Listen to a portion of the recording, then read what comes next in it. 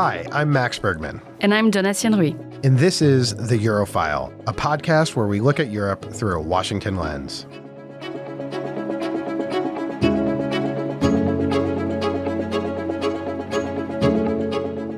In another very special crossover episode with the Truth of the Matter podcast, I joined Andrew Schwartz to discuss my trip to Brussels and Paris.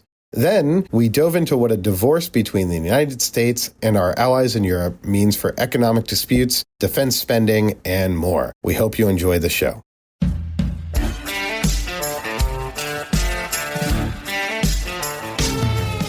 I'm Andrew Schwartz, and you're listening to The Truth of the Matter, a podcast by CSIS where we break down the top policy issues of the day and talk with the people that can help us best understand what's really going on.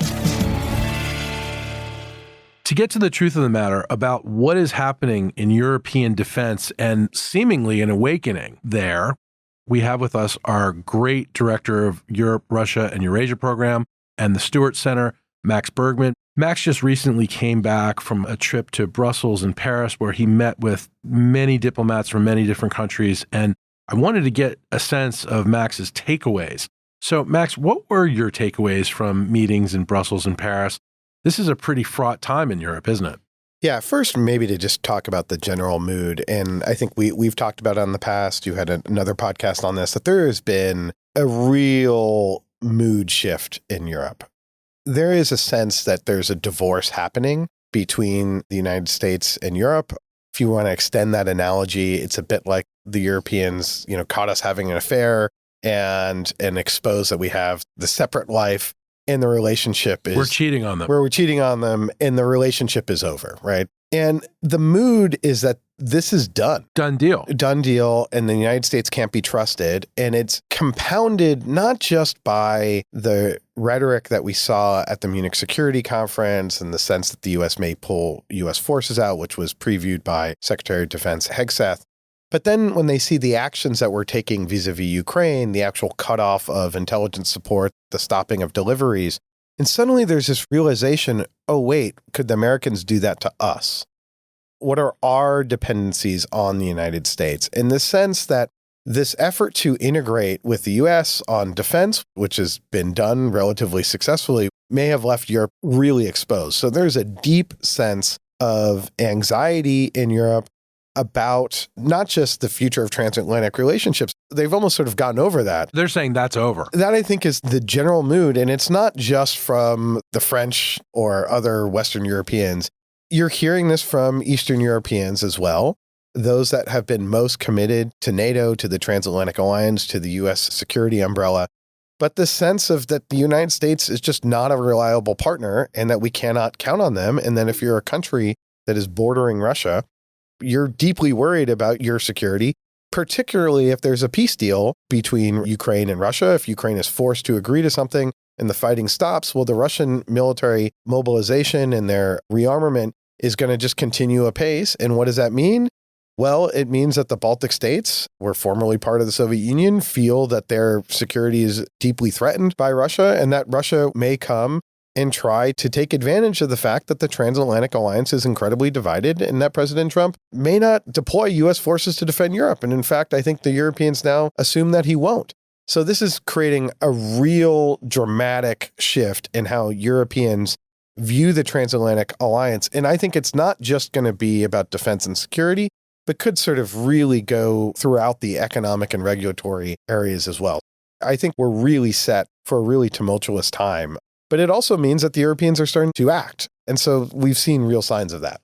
So with any divorce, there's always lots of pain, lots of anguish, a lot of anger. What was the level of that for you when you were there meeting with all these folks? I think a level of exasperation, of not understanding why this marriage is breaking up, why the U.S. would turn against something it created, Right, this is the world order. Yeah, the fact is, I would actually describe the European Union as America's greatest foreign policy accomplishment, that It was the U.S. security umbrella commitment to protecting Europe. And also, by the way, in the beginning of the Cold War period, it was the United States through the Marshall Plan, as well as the Eisenhower administration, demanding that Europeans begin integrating and reducing barriers to each other and begin this European project that we have really fostered and helped create. So it's sort of U.S. turning against their own creation. So the Europeans are really frustrated and confused by it. And I think there's also a deep sense of mourning in many respects. It's not this sort of vengeful, this sort of classic anti-Americanism of, we knew you were always going to go in this crazy direction, at least in their viewpoint. It's more of, we don't quite understand why you're doing this and why you don't value us at all. But also, I think, beneath the kind of initial sense of panic of how Europeans are going to live their life post-divorce is a sense of resolve, I would say, a sense that Europe can figure itself out. It's going to be deeply problematic. And so you have a lot of people running around with their hair on fire of, wait, how do we, if the US does this to us, what do we do?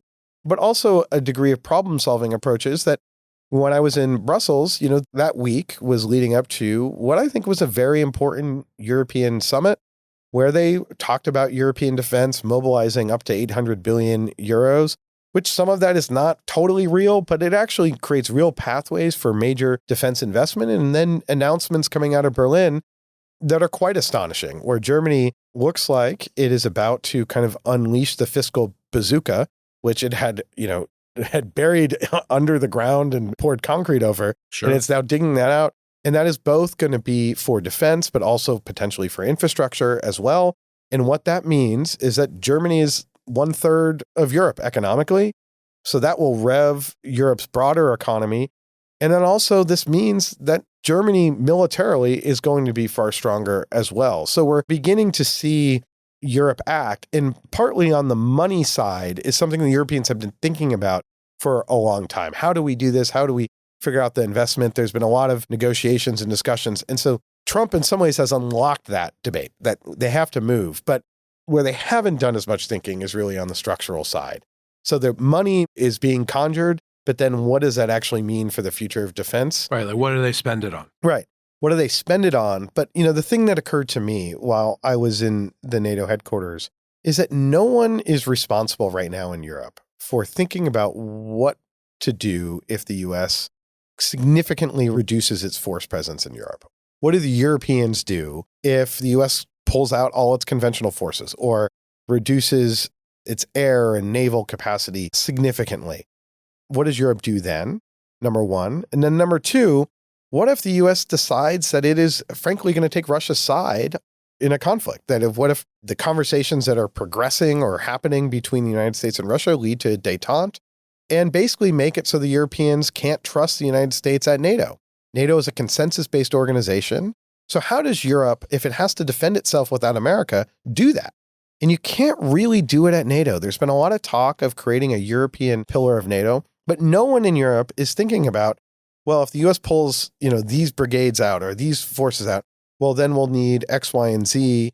Or how do we fight the war without the United States as supreme allied commander? And, NATO should be Europe's Pentagon. That is what it's designed to be, that is how a war would be fought in Europe. But if the United States is in there and it's a consensus-based organization, and we could play effectively a blocking role or a role that simply just says, no, you don't need to worry about any of this, like it'll all be fine. Yet Europeans at the back of their mind are not sure. So how you structure European defense becomes a major question. And I wrote a piece before going on this trip about maybe it's time to actually start talking about a quote unquote European army again, where a common European force and a common European command structure sort of duplicative of NATO in many respects, but also could be additive, but that enables Europe to defend itself as Europe should the US and therefore NATO not be an active participant. Max, one of the big things in this that comes to mind is nuclear proliferation. So, of course, Germany does not have nuclear weapons. Other NATO countries do not have nuclear weapons. Britain and France, of course, do. But doesn't this make some of these countries think, well, hey, if the United States may be neutral or even, as you indicated before, side with Russia in certain things, where does that leave them? And especially if they can't count on the United States to defend them. This is going to be a major issue.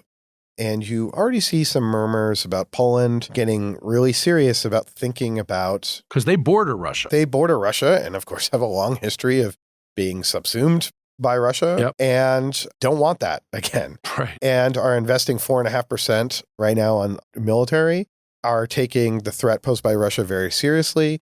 So the threat of nuclear proliferation within Europe, I think, is real. And the danger is that that would cascade also globally. Right, because there are second and third order consequences of this. When you start thinking about Asia, you start thinking about South Korea, doesn't have nuclear weapons. We pull our troops out of there.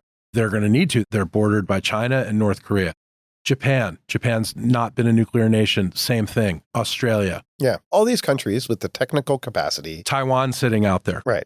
Technical capacity to build nuclear weapons, to build their own nuclear deterrent, and have decided not to because of the U.S. nuclear guarantee, the security umbrella.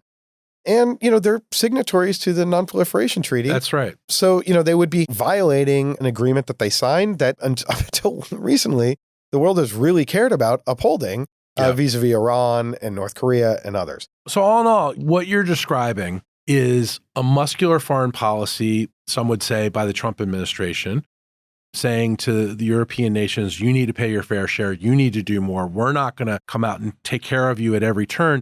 But at the same time, you're seeing a world that the United States had really presided over, a free world. Maybe the United States is retreating now. We'll have to see. And it leaves our allies in quite a dilemma. What it does also is reveal their dependencies on us.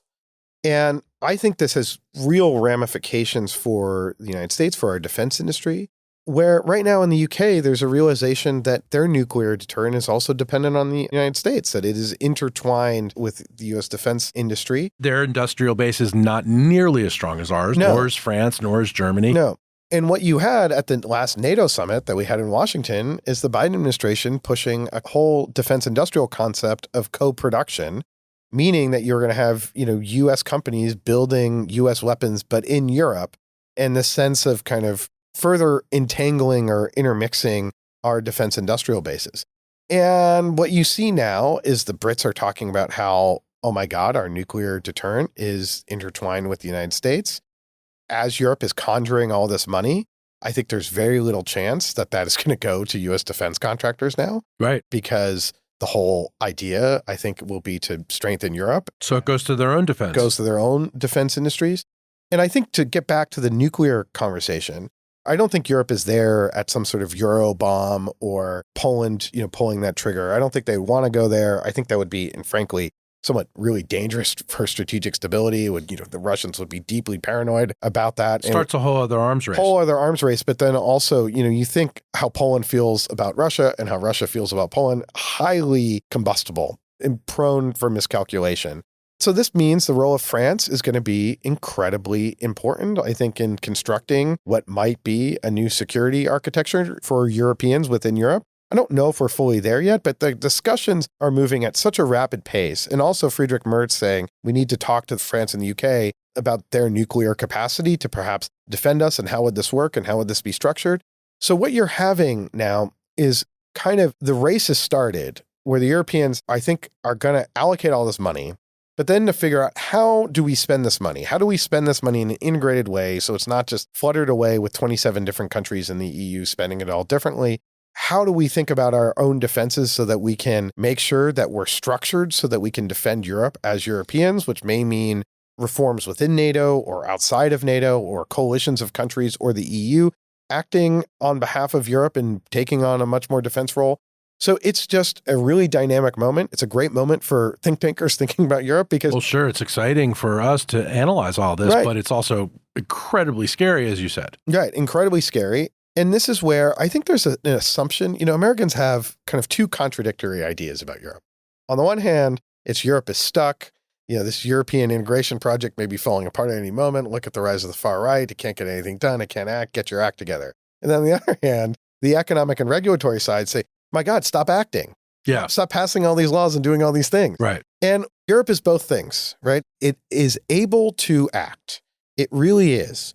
But oftentimes in order to act, it's a bit like passing healthcare reform in the United States, right? It's a generational effort. Colossal to move everyone in a new direction.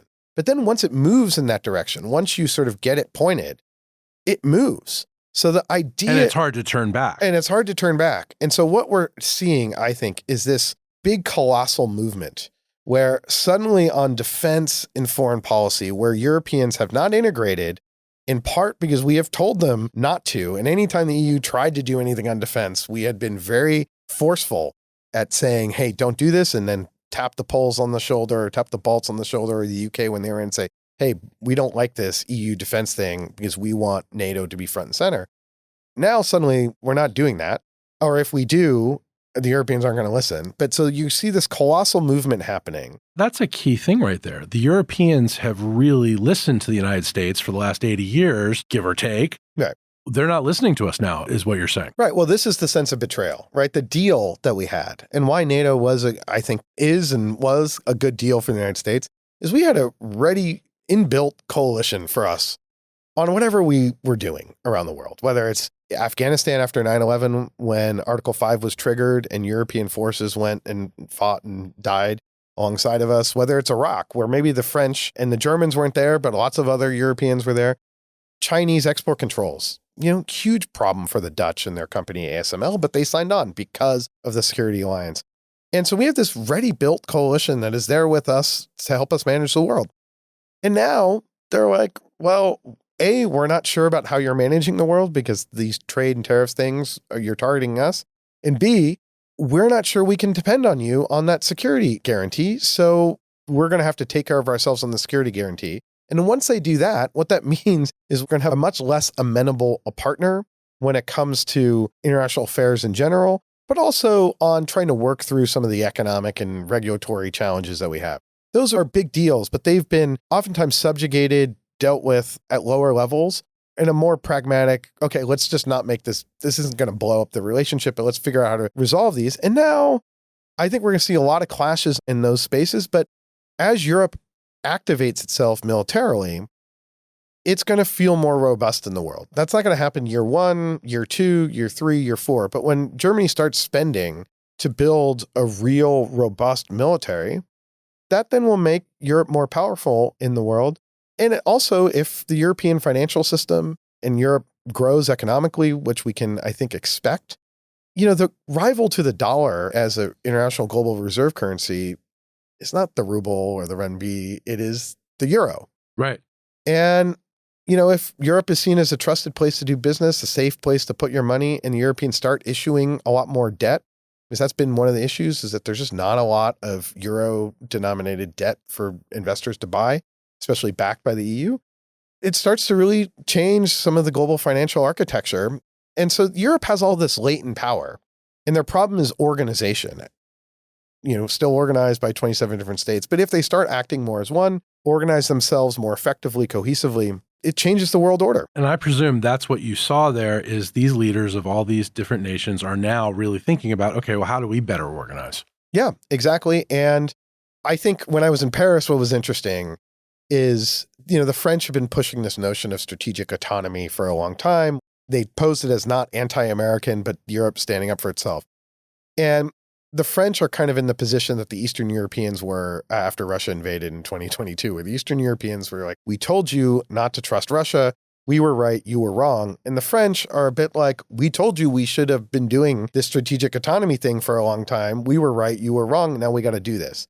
And when the new German chancellor finally takes office, when the coalition is agreed to, Friedrich Merz and Emmanuel Macron, but also Donald Tusk of Poland, there's a real sense of direction there, as well as with Ursula von der Leyen at the European Commission. So I think we're going to have a Europe acting really, aggressively and strongly in ways that, it would have been impossible for this to happen in some ways without the Trump administration. And so, the hope, I think, is that once Europe starts acting, we start realizing we need this transatlantic relationship and ties can improve. But right now, we're going to see real movement in Europe, and we're already sort of seeing that, at least on the economic side. Max, in addition to the Europeans, you're constantly talking to people in the Trump administration. You're constantly talking to people on Capitol Hill. What are you hearing from them on this? Let's start with the Trump administration. Well, look, I think anytime a new administration comes into office, there are kind of different approaches and different views. And I think there's some divisions within the Trump administration about how to approach Europe. Look, I think in general, on the defense side, there was a clear vision for the time to transfer responsibility for European defense to Europeans was now. This has been written about in numerous reports by leading conservatives. And so I think that's what we saw from Hegseth, and I think that's what we're going to see from the Pentagon, is a real shift in responsibility for defense to Europeans. So I think that's coming. But I think what is not synced up is that I think what we see on the economic, trade, tech regulation side is the sense, well, Europe is dependent on us for our security guarantees. So we can just push the Europeans around. They're weak, they'll bend the knee. And I think that might have been true if you're not pulling back the security guarantees. So I think there's this general sense that Europe is not strong, that you can divide and conquer Europe, and that Europe is dependent and so has to do what we want. It's not that none of that makes sense, but it's not really operating in a harmonized strategy.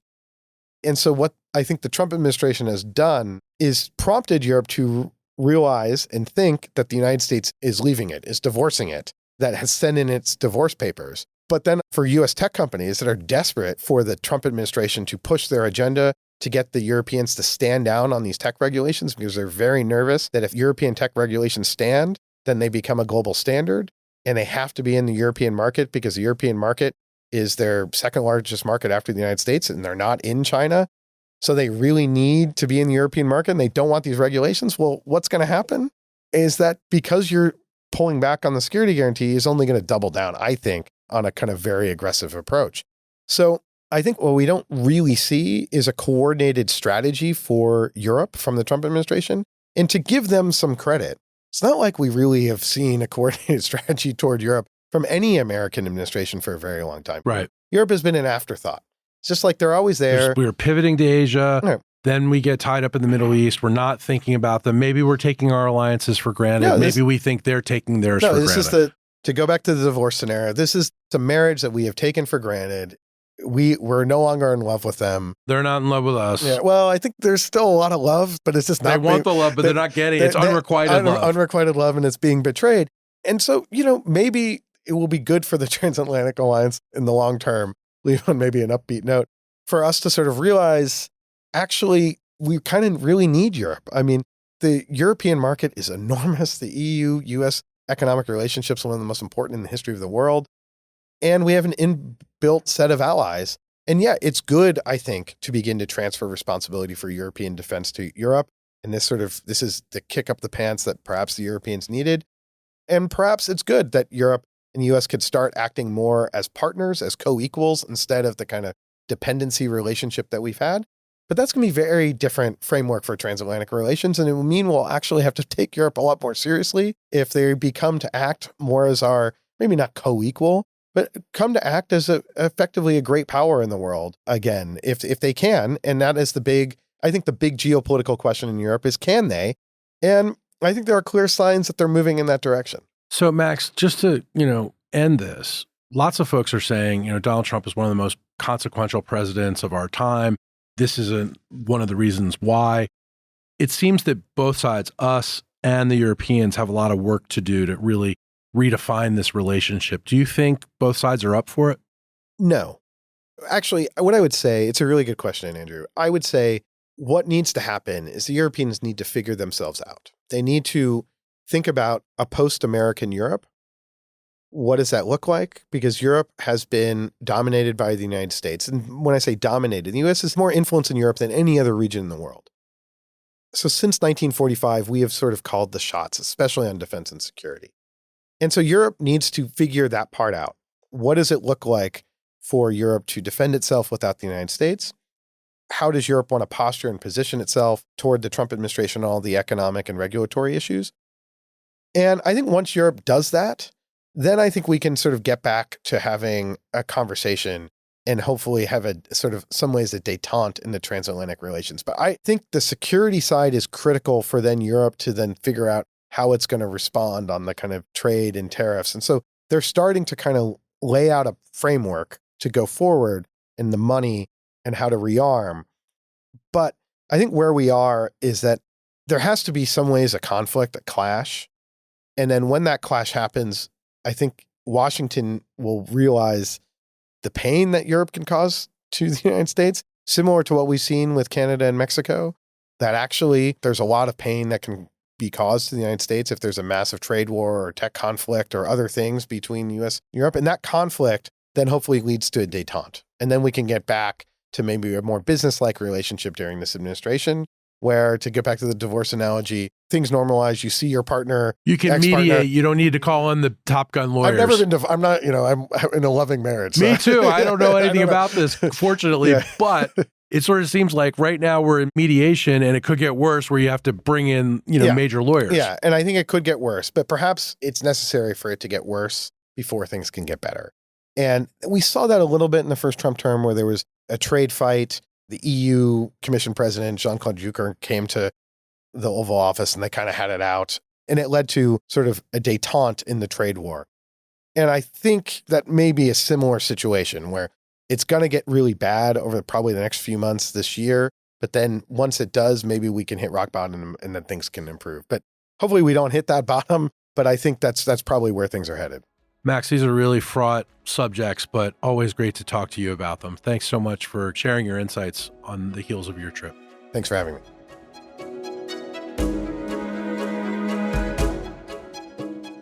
That's it for today's episode. As always, if you enjoyed the show, please subscribe and leave us a review wherever you get your podcasts. You may also be interested in our sister podcast, Russian Roulette, which covers the latest on Vladimir Putin's Russia and the ongoing war in Ukraine. Our thanks to our producers Shannon Young, Otto Svensson, and Lexi Linnefelter for coordinating and researching this episode. We'll be back soon with another assessment of Europe through a Washington lens. Until next time.